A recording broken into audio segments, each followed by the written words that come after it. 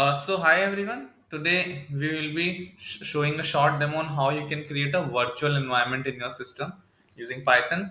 So basically, virtual environments can be of great use when you are managing multiple projects in the same system. So basically, one of the projects might be using X version of a library, while the other project might be using Y version of the library. Now, if you don't create a virtual environment, it will be clashing into a single system, and you won't be able to run both the softwares smoothly. So for that, you need to create virtual environment so that the requirements for each of the projects remain separate to each other.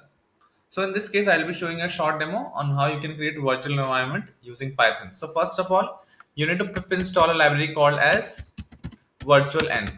There are multiple methods of creating a virtual environment, but this is the easiest that I know. Once you enter this, you would be able to install this particular library virtual env. I already have it, so I'm not pip installing it again. Once you are done, just call this command virtual env and name your virtual environment. For example, I'm naming it demo 3.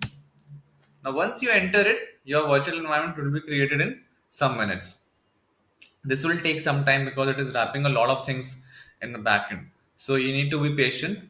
Apart from that, I will be also showing you how you can launch a virtual environment using virtual env and then you can get started with the virtual environment that you have created and build your codes.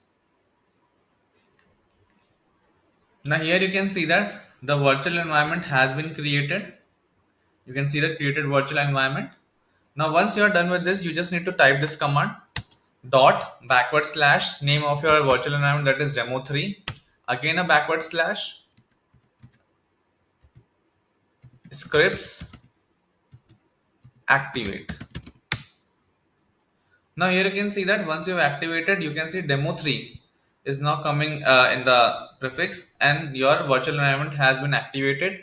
To deactivate it, I think it's the easiest. Now your virtual environment has been deactivated. So in this way, you can create a virtual environment using virtual env library and can use it to create your projects. Thank you.